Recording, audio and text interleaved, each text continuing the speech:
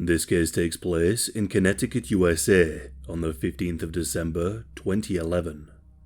Tyree Smith was a 35-year-old single father who lived in Florida. He was known by those in the neighborhood that he lived in as someone who was rather odd. He wasn't rude, but he went out of his way to not speak to his fellow neighbors. The neighbors would later say that they would sometimes see him walking around barefoot, drinking wine during the early hours of the morning. They never saw him as a threat, just someone who was a little strange. However, there was a good reason for people to feel uncomfortable around Tyree. From a young age, he had thoughts of killing and eating people, and often heard voices in his head telling him to do so. I couldn't find a great deal of information about Tyree's life growing up, other than he was born in Bridgeport in 1977 and moved to Ansonia with his family when he was 12. In the 11th grade, his grades dropped, and as a result of this, he dropped out of school and joined the Jobs Corps. It was around this time that his mental health issues began to become more noticeable. During the peak of winter, dressed in only his underwear, he was found walking outside in the cold alone. This, compounded with other various red flags, prompted his mother to section him under the Yale Psychiatric Institute for evaluation. Following this, Tyree moved multiple times and wouldn't settle down for long. He moved to California with his uncle and worked at a popular coffee chain. It was in California where he got a woman pregnant and fathered a son, although Tyree told his brother that he was thinking of killing people and asked if he could get him a gun. This behavior frightened his family. They reported him to the officials in California where he was living, and his son was taken away. The stress caused his mental health to spiral further, and he was in and out of mental facilities. In July of 2011, Tyree moved to Florida with his girlfriend. However, shortly after moving to Florida, the voices in Tyree's head became more prominent, to the point that he could no longer tell them apart from real voices. Tyree was also attempting to write a book about his life and the things he had experienced, although he had great trouble in actually putting pen to paper. On his social media profiles, he would voice his frustrations at his attempts at writing. On one occasion, he wrote about losing his flash drive that contained 300 pages of writing, and then updated his post and said that it somehow magically reappeared and was sat on the middle of his desk. However, his most disturbing social media post reads as follows: "Devouring your flesh, smelling your bodies burn in a heap. I hate the days they created, you filthy humans. That's what's been on my mind since a child. Happy?" This post was a chilling warning of what was to come. In December of 2011, Tyree packed some belongings into a rucksack and purchased a bus ticket from Lynn Haven, Florida, back to Bridgeport, Connecticut, which is where he was from. Once reaching Bridgeport on the 15th, Tyree made his way to his cousin's house, a woman by the name of Nicole Rabb. Tyree knocked on the door and Nicole answered. He was stood there, holding a bottle of sake and rambling incoherently about the book he was attempting to write. She then was able to catch a glimpse of inside his rucksack and saw what appeared to be a small metal hatchet.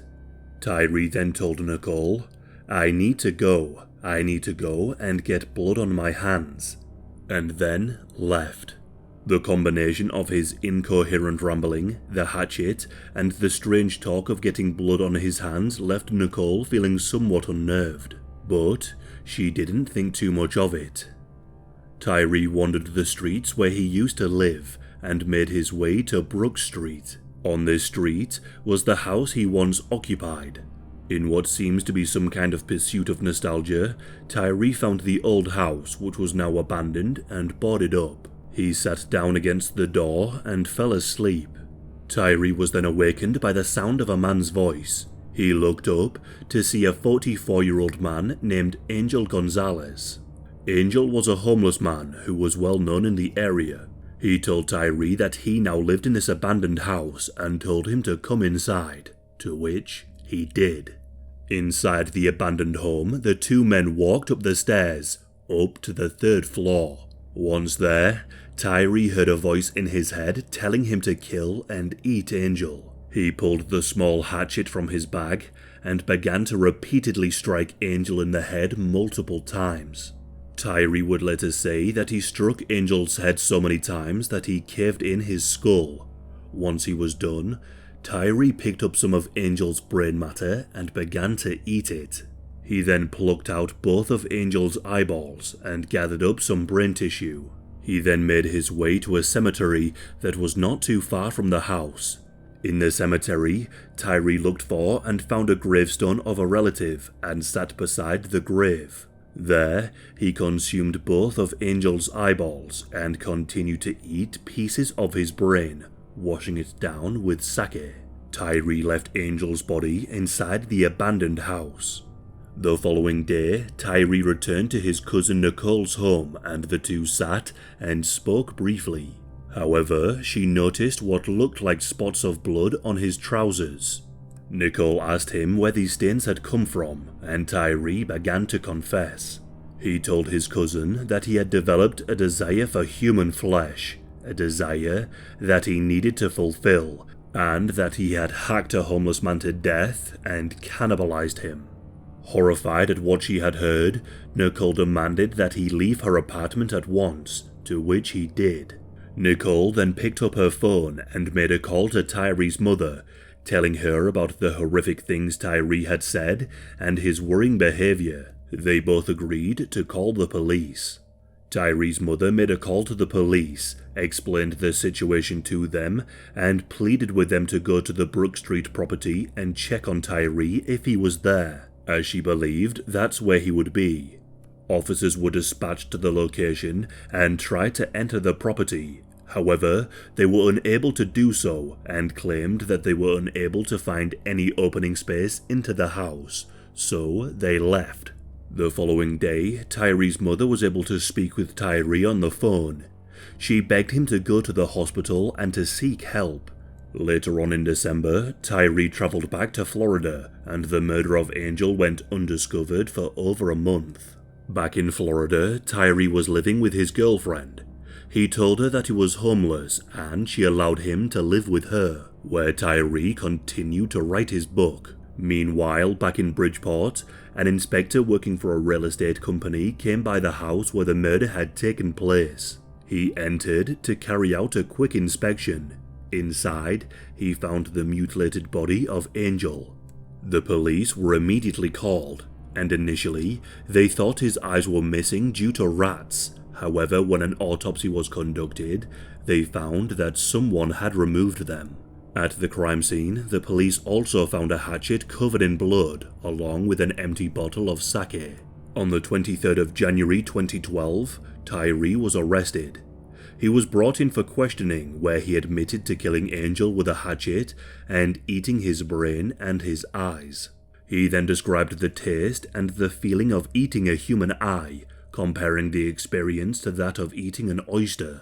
He told the police that he heard voices in his head, and that these voices ordered him to eat the victim's brain so he would get a better understanding of human behavior, and to eat the victim's eyes so he would be able to see into the spirit realm. Tyree was charged with murder and placed on a bond of $1 million. He was evaluated by mental health professionals and was given medication. The trial would begin in July of 2013. During the trial, prosecutors presented a videotaped statement to the police in which Tyree says that he used a hatchet to kill Angel and described eating the brain and eyes. They were also able to find a previous conviction from 2007 where Tyree had assaulted his girlfriend at the time. Tyree's psychiatrist also testified. She spoke about the book he was trying to write, which was titled The Book of Michael. She said that the book is nonsensical and completely incoherent. She said that after being arrested, all Tyree cared about was getting the chance to finish the book. Tyree also admitted to his psychiatrist that he wants to eat others because he has already crossed the line. She also testified that Tyree had fantasized about eating her. She described him as the most severely mentally ill person she had ever treated. The defense argued the point that Tyree had been suffering with mental health issues for some time, and that he had been hearing voices in his youth telling him to kill, bringing up the claim that Tyree heard voices in his head telling him to eat Angel once they got inside the house. Tyree's cousin Nicole testified in court about what he had told her and spoke of the behaviour he exhibited, corroborating the defence's claim that he was not in the right state of mind when the crime was committed. During the trial, Tyree spoke to the court and stated, "I'm really sorry for what I did. It really had nothing to do with the other person." Tyree's defense team also said, "There have been two tragedies in this case. The first was the senseless death of Mr. Gonzalez. The second is that of Tyree Smith, who has been a tortured soul for many years. Now that he is properly medicated, he is horrified he caused the death of Mr. Gonzalez." The defense were able to prove that Tyree was insane at the time of the killing, and thus he was found not guilty of murder. However, many who evaluated Tyree, along with the prosecutor, believe that he would do this again if he was ever to be released. Tyree was committed to a high-security psychiatric hospital and must serve a sentence of 60 years.